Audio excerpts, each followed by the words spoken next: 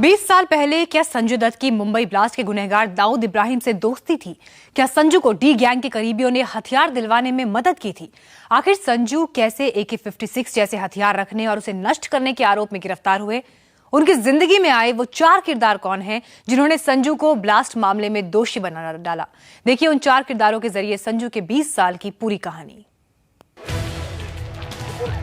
20 साल पहले की कहानी, जब दाऊद से मिला था संजू।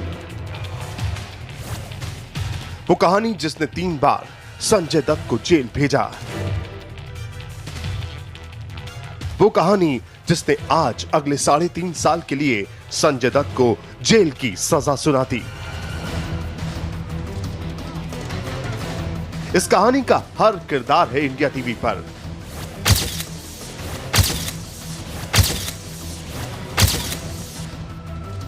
पहला किरदार है यूसुफ नलवाला, जो था संजय दत्त का सबसे बड़ा राजदार। दूसरा किरदार बलजीत परमार, जिसकी एक खबर ने संजय दत्त को सलाखों के पीछे पहुंचा दिया। तीसरा किरदार सुरेश वली शेट्टी, उस वक्त के सुनील दत्त के नजदीकी।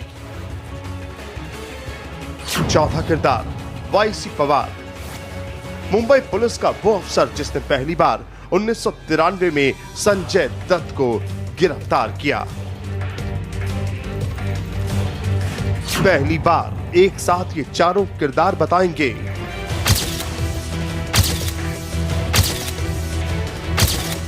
बीस साल पुरानी कहानी जिसने संजू की जिंदगी बदल दी।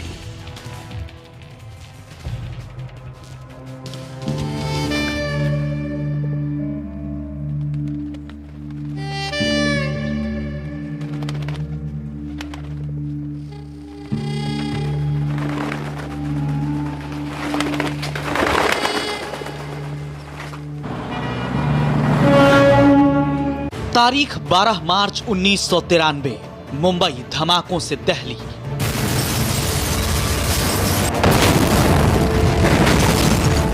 ठीक 1 महीने बाद, तारीख 12 अप्रैल 1993, मुंबई में द डेली के crime reporter Baljeet Parmar investigation में जुटे थे। देर शाम का वक्त था। बलजीत परमार ने धमाकों के police investigation officer YC Pawar को उनके ऑफिस में फोन किया। यह फोन सिर्फ केस की प्रोग्रेस को लेकर किया गया था, लेकिन परमार के हेलो कहते ही अफसर ने कहा, आपके एमपी के बेटे का नाम आ रहा है। वाईसी पवार की बात सुनते ही बलजीत का माथा ठनका। बलजीत ने उसी देर रात माहिम में एक IPS अफसर को दूसरा फोन लगाया और कहानी को खुद ही कुछ आगे बढ़ा दिया। परमार ने कहा, सुना है आपने किसी MP के बेटे को उठाया है? दूसरी ओर से जवाब आया, नहीं, अभी नहीं उठाया, अभी वो विदेश में शूटिंग कर रहा है। संजय दत्त को लाने को लोग गए होंगे, टीम जो गई होगी, तो मिला नहीं शायद, ऐसा इन्होंने बोला। घर पे सर्च किया था, आपकी जो टीम थी आपका? सर्च नहीं किया था, ये गए थे और बाद में सर्च किया। तो सर्च उस वक्त हुआ ही नहीं, क्योंकि संजय दत्त मिला ही नहीं था, उसका इंट्रोगेशन नहीं था, उसका यानी रोल फिक्स नहीं किया गया था। तो फिर इसमें संजय दत्त भी इन्वॉल्व है, ये बात पक्की हो गई। तो तब से संजय दत्त को भी ढूंढने का कोशिश चालू हो गया, तो संजय दत्त उपलब्ध नहीं था। और चूंकि बड़े आदमी का लड़का था और उसके पहले और भी बहुत सारे काम थे, तो फिर जब फर्दर इंट्रोगेशन चालू हो गए, हमारे पास में एक मास्टरपीस मिल गया। एक लड़का था जिसने हमारे साथ में पूरा कोऑपरेट किया, वो भी उनके साथ में गया हुआ था जहाँ इस्लामाबाद में ट्रेनिंग हुई थी। बलजीत परमार को उनकी बड़ी खबर मिल चुकी थी। वो समझ गए ये संजय दत्त ही है। बलजीत ने इस पूरे केस की तफ्तीश की। सुनील दत्त के करीबी सुरेश शेट्टी से भी बात की। सुनील दत्त और संजू से भी बात करने की कोशिश की।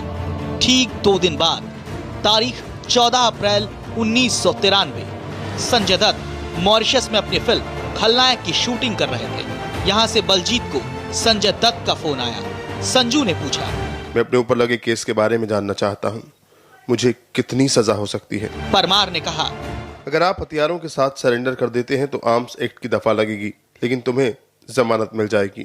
और अगर पुलिस तुम्हें गिरफ्तार करेगी और हथियार बरामद करेगी तो टाडा के तहत तुम्हें जमानत नहीं होगी।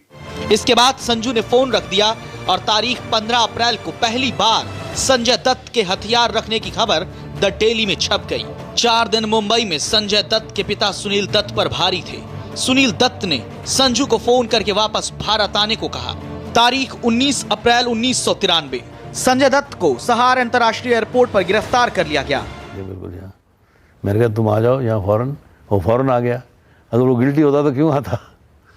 यहाँ तो लोग सालों साल घूम रहे हैं, उधर बाहर कंट्री में घूमेंगे। मैंने कहा तुम आ जाओ, तो आ गया वो।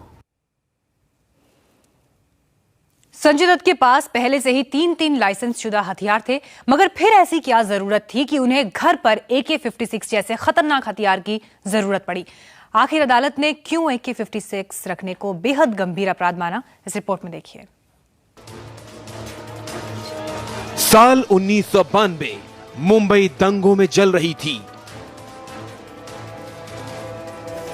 संजय दत्त के पिता सुनील दत्त सड़कों पर निकलकर दंगों को रोकने की कोशिश कर रहे थे और इसी दौरान संजय दत्त के घर फोन कॉल्स आने लगे जिसमें उनके परिवार को धमकियां मिल रही थीं।